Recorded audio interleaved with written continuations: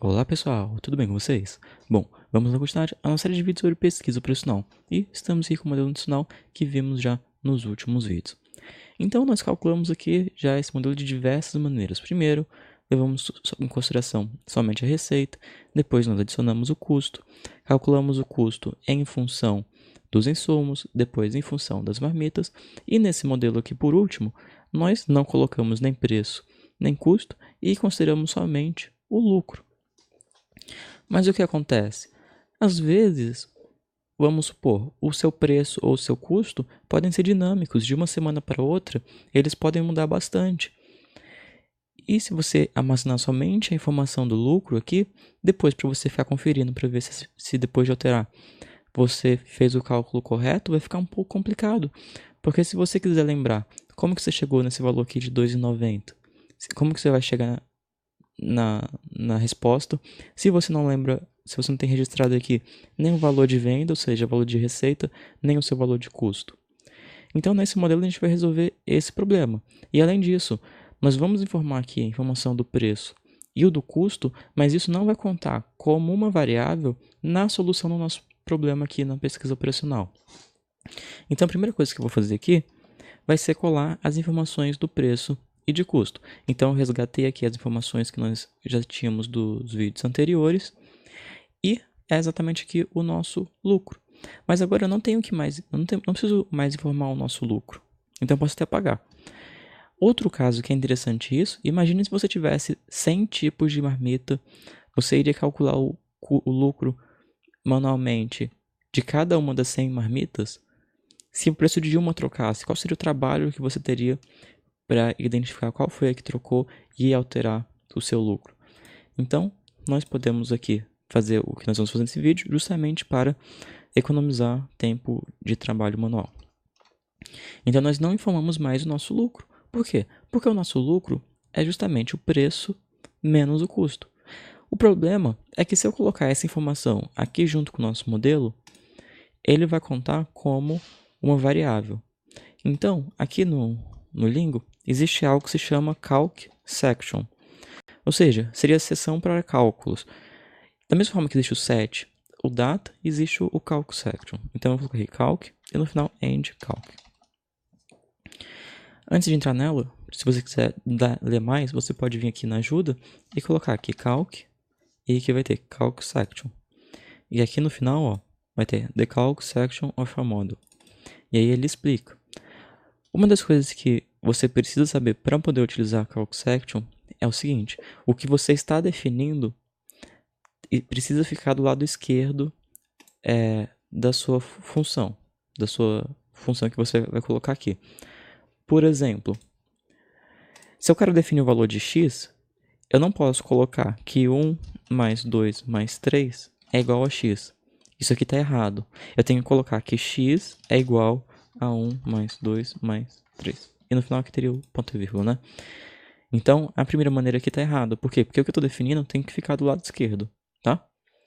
Tanto que a nossa função que vamos escrever agora é meio estranha, justamente pelo fato que o que nós estamos definindo fica do lado esquerdo. No final das contas, vamos aos passos. O que eu quero fazer é o seguinte. Nós colocamos aqui o preço e o custo. Vamos associar isso aqui também no nosso set aqui de marmitas. Eu vou colocar aqui preço e custo. O nosso lucro, nós vamos definir aqui na calc section. O que nós queremos fazer é o seguinte. Eu vou colocar aqui sem estar correto, mas o nosso cálculo, a gente quer fazer o preço de I menos o custo de I igual ao lucro de I. É isso aqui que a gente quer fazer. Só que para chegar nisso, para cada item de cada uma marmita, a gente não pode simplesmente escrever dessa maneira. Tanto que se eu rodar aqui, ele vai dar erro. Ele deu erro. Justamente porque isso aqui tá errado. Não tem sentido o que nós escrevemos aqui. O primeiro passo é pegar aqui o nosso lucro, que é o que nós estamos definindo, e passar para o lado esquerdo. Só que a mesma coisa, se nós rodarmos aqui, ele também vai dar erro, porque o que nós escrevemos não tem sentido. Nós queremos definir um lucro para cada uma das marmitas. Então, para isso, nós temos que utilizar o for. Então eu vou dar aqui um for, e aí eu coloco marmitas, que tem o índice I, e aí sim, eu coloco aqui o lucro, e no final das contas eu fecho o meu parênteses aqui no final. Então, para cada marmita, ou seja, para cada uma das 5 marmitas, ele vai definir o lucro. E o lucro dessa marmita vai ser o quê? Vai ser o preço da marmita menos o custo dessa marmita.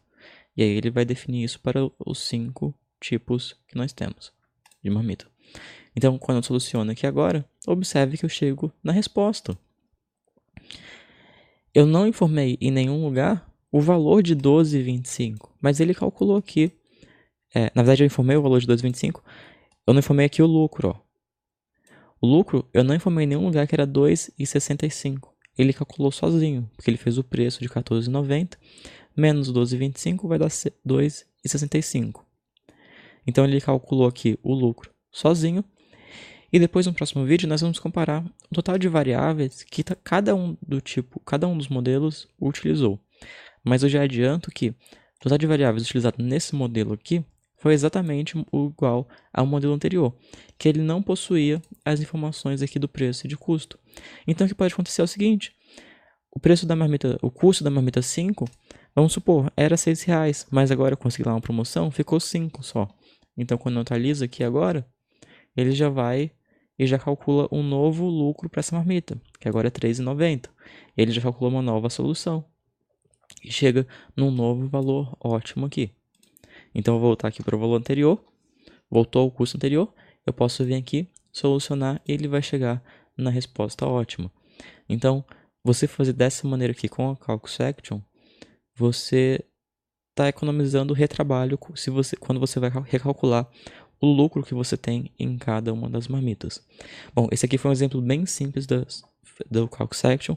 Nós vamos ver isso mais aprofundado na frente. E outros vídeos como esse você encontra aqui no canal e no site sudocontrol.com.br. Não se esqueça de deixar suas sugestões para os próximos vídeos aqui nos comentários. Eu te conto em breve. Abraços e até mais.